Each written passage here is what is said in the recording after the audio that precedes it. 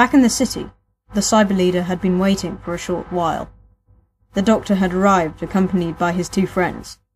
They were led into a silver chamber with blue and white lights flashing around every few seconds. The room was wide and cold. A whirring could be heard, faintly, as though a large computer was working in the background. "Well, cyber leader, who's that behind you?" asked the Doctor. "Doctor, you should remember me," said the strange Cyberman. "I am the Cyber Controller, with an upgrade." He looked like the others, except there were no bars across his head, and what looked to be giant screws had been inserted into his chest. His body looked to be half wired into a giant computer, and blue fluorescent lights flashed around him. His helmet was partially transparent, and showed the once human brain beneath. "Of course it's you. How could I forget?" The Doctor thought back to the past incarnation with the Cybermen in his second incarnation. "Well, you have had a major upgrade." "You, Doctor, shall bear witness to the ultimate sanction. The rites of the Cybermen shall begin." Yes, about that cyber controller. That won't be happening. You see, I have the TARDIS hooked up to the same frequency as my sonic screwdriver. All I need to do is press this, and I go with Adric and Harris into the TARDIS and materialize out, then destroy you completely. The Doctor tried to sound tougher than he was. "A mere bluff, Doctor. It will not work at all. We will use this planet as a base for our cyber takeover. This planet is in the center of the universe. We have connections with every last planet in the entire of space and time. We will upgrade every last living thing until the entire universe feels no pain," announced the cyber controller. "I see. Well, my sonic screwdriver does work. Just watch." And with that, the Doctor vanished with a white flash along with the others. "Find them!" boomed the cyber leader. His silver gloves were clenched into fists.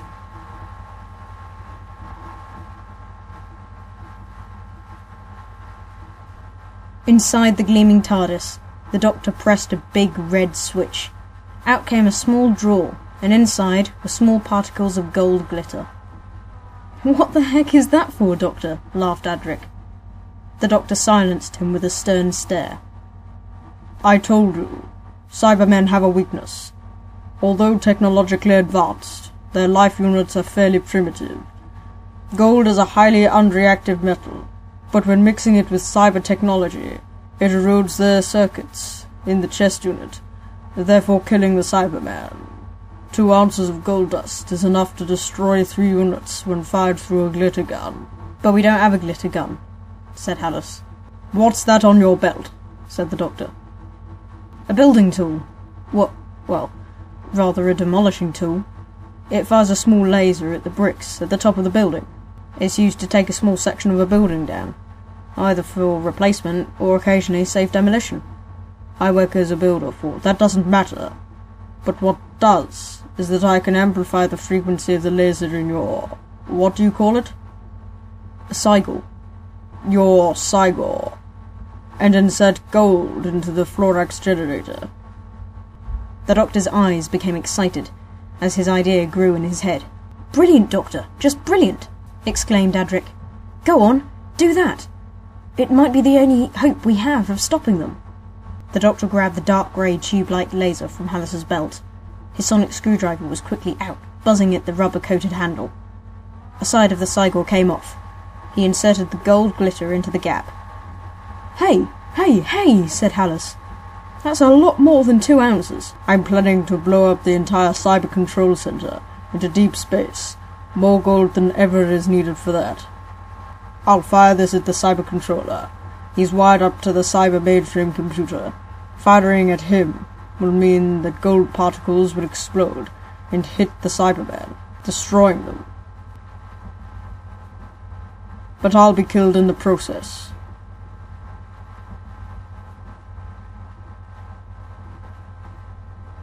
There. The finishing touches are complete. Let's eliminate the Cybermen once and for all. And then the Doctor pulled a lever, sending the TARDIS to materialise. Doctor, you can't destroy the Cybermen, said Hallis. Yes, I can. Just watch, replied the Doctor. Doctor, interrupted Adric for the first time in a while. Hallis is trying to tell you something. Doctor, let me destroy him. You need to live, to continue fighting evil. I don't. There's nothing left for me here. My race is dead. I have no purpose. I have no one to love anymore. Let me go. No, replied the Doctor. This is something I have to do. And with that, he left the TARDIS. Adric and Hallis were left there, silent. The Doctor entered the large cyber control room. He stood there, stock still, with the adapted Cygor in one hand. Cyber Controller, I have something for you. Gold dust. He raised up the hand that held the Cygor. If I fired this at you, it will not only go up with a bang, but so does the entire cyber empire you've built up. Seize him! Cried the cyber controller. The Cybermen moved forwards. Do that, and I let this thing off. The metal men moved back. Now. Leave now, and take your cyber ways with you, or face this glitter gun. I've got to do something, said Hallis. I've just got to. His eye caught sight of the Doctor's screwdriver on the TARDIS console. An idea came to his mind. Hallis grabbed the screwdriver and twisted it. Hallis, no! Cried Adric. He moved forward, but Hallis had already pulled down the screwdriver. He disappeared in a white flash. The TARDIS fell silent. In the cyber control room, the Doctor stood with the Cygor in his hand. Suddenly, a white flash surrounded him. He dropped the Cygor, and when the flash disappeared, in his place stood Hallis. Hallis caught the dropped Cygor. He held the Cygor in his hand. He glanced up at the Cybermen. His eyes met the empty holes of the cyber controller. A tear came to his eye. He turned, pointed the Cygor at the Cybermen, looked at the controller for one final time, and released the laser. A golden reddish flash lit the room. The bright light engulfed all that was in its path. A huge blasting noise rattled the planet. Cyber units gave off a tearing scream. Then, silence.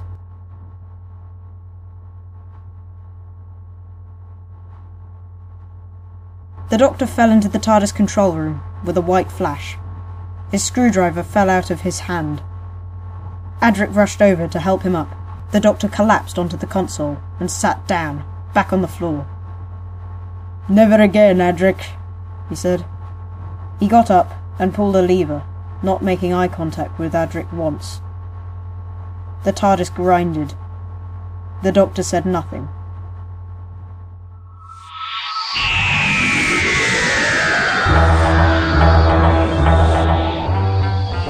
That was Doctor Who, Return of the Cybermen, by Paradigm Dalek and Doctor Who IV. Read and edited by Doctor Who IV.